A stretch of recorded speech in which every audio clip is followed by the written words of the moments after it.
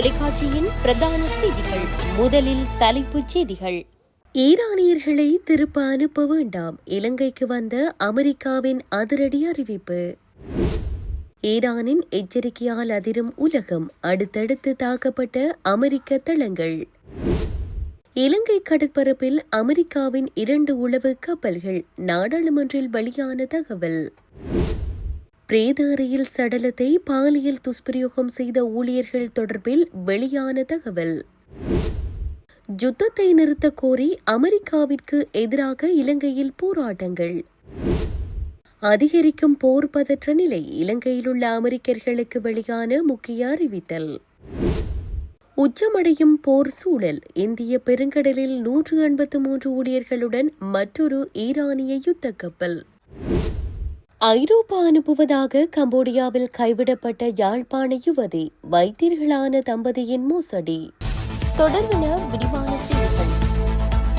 இலங்கைக்கு அருகில் மூழ்கடிக்கப்பட்ட ஈரானிய போர்க்கப்பலான ஐரிஸ் தேனா கப்பலில் இருந்து மீட்கப்பட்ட ஈரானிய மாலுமிகளை திருப்பி அனுப்ப வேண்டாம் என்று அமெரிக்கா இலங்கையை வலியுறுத்தியுள்ளதாக அமெரிக்க உள் வெளியுறவுத்துறை கேபிள் தெரிவித்துள்ளதாக வெளிநாட்டு ஊடகங்கள் செய்தி வெளியிட்டுள்ளன. குறித்த அறிவிப்பில் தேனா கப்பலில் இருந்து தப்பியவர்களையும் தற்போது இலங்கை பொறுப்பேற்றுள்ள 2வது ஈரானிய கப்பலான IRIS புசியர் பணியாளர்களையும் ஈரானுக்கு திருப்பி அனுப்பக்கூடாதென்று இலங்கை அதிகாரிகளுக்கு தெரிவித்துள்ளதாக கூறப்படுகின்றது. ஈரான் கடற்படைக்கு சொந்தமான ஐரிஸ் டேனா போர்க்கப்பல் இலங்கைக்கு தென்மேற்கே உள்ள ஆழ்கடலில் அமெரிக்க நீர்மூழ்கி கப்பல் நடத்திய தாக்குதலில் மூழ்கடிக்கப்பட்டது. அமெரிக்க தாக்குதலுக்கு உள்ளாகி மூழ்கிய ஈரானிய கப்பலில் இருந்த 84 பேரின் சடலங்கள் இலங்கை கடற்படை மீட்டதுடன் 35 பேரை மீட்டு காலை கராப்பட்டிய சிகிச்சைக்காக அனுமதித்தனர். அத்துடன் வியாழக்கிழமை இரவு இலங்கை கடற்படை 2வது ஈரானிய கப்பலான IRIS புஷிஹரிலிருந்து 208 பணியாளர்களை மீட்டுள்ளது. குவைத்தில் உள்ள அமெரிக்க ராணுவ நிலைகளை இலக்கு வைத்து ஈரான் தாக்குதல் நடத்தியுள்ளதாக வெளிநாட்டு ஊடகம் ஒன்று செய்தி வெளியிட்டுள்ளது. இந்த தாக்குதல்கள் வரும் மணித்தியாலங்களுக்கு தொடரும் என்று ஈரான் ராணுவம் அறிவித்துள்ளதாக ஈரான் அரசு ஊடகம் ஒன்றை மேற்கோள் காட்டி வெளிநாட்டு ஊடகம் ஒன்று செய்தி வெளியிட்டுள்ளது. இந்த தாக்குதல் நடவடிக்கைகள் இன்னும் முடிவுக்கு வரவில்லை என்றும் வரும் மணித்தியாலங்களிலும் இவை தொடர்ச்சியாக முன்னெடுக்கப்படும் என்றும் ஈரான் ராணுவம் திட்டவட்டமாக தெரிவித்துள்ளது. அமெரிக்க மற்றும் ஆஸ்திரேலிய கூட்டுப்படைகள் ஈரான் மீது மேற்கொண்டு வரும் ராணுவ நடவடிக்கைகளுக்கு பதிலடியாகவே ஈரான் இந்த தாக்குதல்களை முன்னெடுத்து வருவதாக தெரிவிக்கப்படுகின்றது. தற்போது ஏற்பட்டுள்ள இந்த யுத்த சூழ்நிலை காரணமாக குவைத் நாட்டில் உள்ள அமெரிக்க தூதரகம் தனது செயற்பாடுகளை இடைநிறுத்தியுள்ளதுடன் குவைத் வான் பாதுகாப்பு துறையினருக்கும் அவசர நிலைப்பாட்டில் வைக்கப்பட்டுள்ளனர். இலங்கை கடற்பரப்பில் மார்ச் 2ஆம் தேதியிலிருந்து அமெரிக்காவின் 2 உளவு கப்பல்கள் கண்காணிப்பு நடவடிக்கைகளில் ஈடுபட்டுள்ளன. இது தொடர்பான உண்மையை அரசாங்கம் பகிரங்கப்படுத்த வேண்டும். அமெரிக்காவுடன் செய்து கொண்ட ஒப்பந்தங்களை இந்த அரசாங்கம் முழுமையாக செயற்படுத்துகிறது என ஐக்கிய மக்கள் சக்தியின் குருநாகல் மாவட்ட நாடாளுமன்ற உறுப்பினர் தயாசிறி ஜெயசேகர தெரிவித்தார். நாடாளுமன்றத்தில் நேற்று நடைபெற்ற அவசரகால சட்ட அமுலாக்கம் நீடிப்பு தொடர்பான விவாதத்தில் உரையாற்றுகையில் அவர் மேற்கண்டவாறு குறிப்பிட்டார். ஈரான் கப்பலை ஜனாதிபதி மனிதாபிமான அடிப்படையில் பாதுகாத்தார். அந்த கப்பலில் இருந்தவர்களை மீட்டார் என்று குறிப்பிடுவதை நாங்கள் ஏற்றுக்கொள்கிறோம். இலங்கை கடற்பரப்பில் மார்ச் 2ஆம் தேதியிலிருந்து அமெரிக்காவின் 2 உளவு கப்பல்கள் கண்காணிப்பு நடவடிக்கைகளில் ஈடுபட்டுள்ளன. இது தொடர்பான உண்மையை அரசாங்கம் பகிரங்கப்படுத்த வேண்டும். இந்த உளவு தகவல்களுக்கு அமைவாகவே ஈரான் கப்பல் மீது தாக்குதல்கள் நடாத்தப்பட்டுள்ளன. மக்கள் விடுதலை முன்னணியினர் எதிர்க்கட்சியில் இருக்கும்போது அமெரிக்காவுடனான ஒப்பந்தங்களை ரத்து செய்வதாக குறிப்பிட்டார்கள். ஆனால் ஆட்சிக்கு வந்தவுடன் அமெரிக்காவுடன் இணக்கமாகவே செயற்படுகிறார்கள். கடந்த கால ஒப்பந்தங்களை முழுமையாக செயற்படுத்துகிறார்கள் என்றார். டிக்கோயா கிழங்கன் ஆதார வைத்தியசாலையின் பிணவரையில் வைக்கப்பட்டிருந்த சடலம் ஒன்றுக்கு பாலியல் துஷ்பிரயோகம் செய்யப்பட்டதாக சந்தேகிக்கப்படும் சம்பவம் தொடர்பில் நுவரெலியா மாவட்ட அபிவிருத்தி குழு தலைவரும் நாடாளுமன்ற உறுப்பினருமான மஞ்சுள சுரவீர ஆராய்ச்சி நேற்று கருத்துக்களை வெளியிட்டார்.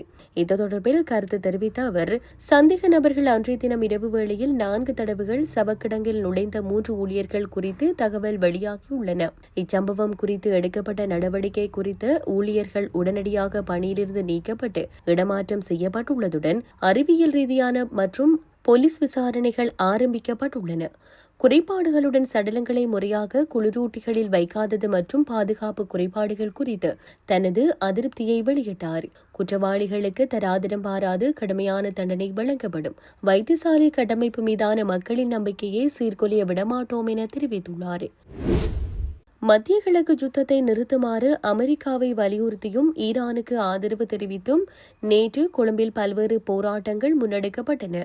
இந்த போராட்டங்களில் இலங்கைக்கான ஈரான் தூதுவர் மற்றும் இந்நாட்டு பாராளுமன்ற உறுப்பினர்கள் சிலரும் கலந்து கொண்டனர். கொழும்பு தெவட்டகக பள்ளிவாசலுக்கு அருகில் நேற்று நண்பகல் இந்த போராட்டம் நடைபெற்றது. முஸ்லிம் சமூகத்தினால் ஏற்பாடு செய்யப்பட்டிருந்த இந்த போராட்டத்தில் இலங்கைக்கான ஈரான் தூதுவர் கலாநிதி அலிரேசா டெல்கூஷ், ஐக்கிய மக்கள் சக்தியின் நாடாளுமன்ற உறுப்பினர் முஜிபுர் ரஹ்மான் உள்ளிட்டோர் கலந்து கொண்டனர். இதேவேளை இலங்கையில் உள்ள அமெரிக்க தூதரகத்திற்கு முன்பாகவும் நேற்று காலை அமைதியான முறையிலான போராட்டம் ஒன்று முன்னெடுக்கப்பட்டுள்ளது. சிவில் அமைப்புகளின் ஒன்றியத்தினால் இந்த போராட்டம் ஏற்பாடு செய்யப்பட்டிருந்தமை குறிப்பிடத்தக்கது. நாட்டில் வசிக்கும் அமெரிக்க பிரஜைகளுக்கு இலங்கையில் உள்ள அமெரிக்க தூதரகம் விசேட அறிவித்தல் ஒன்றை வெளியிட்டுள்ளது. அதன்படி இலங்கையில் தங்கியுள்ள அமெரிக்க பிரஜைகள் அவசர தேவைகளுக்கு 011220285000 என்ற தொலைபேசி இலக்கத்தை தொடர்பு கொள்ள முடியும் என அறிவிக்கப்பட்டுள்ளது. மத்திய கிழக்கில் ஏற்பட்டுள்ள போர் பதற்ற நிலையை தொடர்ந்து இலங்கையில் வசிக்கும் அமெரிக்க பிரஜைகளுக்கு இந்த அவசர அறிவித்தல் விடுக்கப்பட்டுள்ளது. அத்துடன் வானூர்திகள் பற்றிய தகவல்களுக்கு 1912 என்ற துரித இலக்கத்திற்கு தொடர்பை ஏற்படுத்த முடியும் எனவும் அறிவிக்கப்பட்டுள்ளது. அதே நேரம் தேவையான பாதுகாப்பு நிலைமைகள் குறித்த தகவல்களுக்கு அமெரிக்க தூதரக வலைதளத்தை பார்வையிடுவதன் மூலம் தகவல்களை பெறலாம் என்று தூதரகம் தெரிவித்துள்ளது. ஈரானுக்கு சொந்தமான IRIS-11 எனும் புதிய கப்பலுக்கு அடிக்கலம் வழங்க இந்தியா தீர்மானித்துள்ளது. இதற்கமைய 183 ஊழியர்களை கொண்ட இக்கப்பல் கடந்த 4ஆம் திகதி முதல் கொச்சி துறைமுகத்தில் நங்கூரமிடப்பட்டுள்ளது. IRIS-11 கப்பலானது கடந்த பிப்ரவரி மாதம் 28ஆம் திகதி அடைக்கலம் கோரியிருந்த நிலையில் மார்ச் 1ஆம் திகதி அதற்கான அனுமதி வழங்கப்பட்டதாக இந்திய ஊடக தகவல்கள் தெரிவிக்கின்றன. இதன் மூலம் அண்மைய நாட்களில் இந்திய பெருங்கடல் பிராந்தியத்தில் இடம்பெற்று வரும் தீவிரமான கடல்சார் சம்பவங்களுடன் ஈரானின் 3 கப்பல்கள் தொடர்புபட்டுள்ளமை உறுதிப்படுத்தப்பட்டுள்ளது. யாழ்ப்பாணத்தை சேர்ந்த பெண்ணொருவரை வெளிநாட்டிற்கு அனுப்பி வைப்பதாக கூறி 30 லட்சம் ரூபாயை பெற்று மோசடி செய்ததாக வைத்திய தம்பதி மீது முறைப்பாடு செய்யப்பட்டுள்ளது. ஐரோப்பா அனுப்புவதாக தனது சகோதரியை கம்போடியா நாட்டில் அனாதரவாக கைவிட்டு சென்றுள்ளதாகவும் வைத்தியர்களான தம்பதியினர் மீது பெண்ணொருவர் முறைப்பாடு செய்துள்ளார். யாழ்ப்பாணத்திலிருந்து ஐரோப்பிய நாட்டிற்கு அனுப்பி வைப்பதாக கூறி யாழ்ப்பாணத்தை சேர்ந்த பெண்ணொருவரிடம் முதல் கட்டமாக 30 லட்சம் ரூபாவை வைத்திய தம்பதியினர் பெற்றுள்ளனர். பின்னர் அவரை நீர்கொழும்பு பகுதியைச் சேர்ந்த முகவர் ஒருவரை தொடர்பு படுத்தியுள்ளனர்.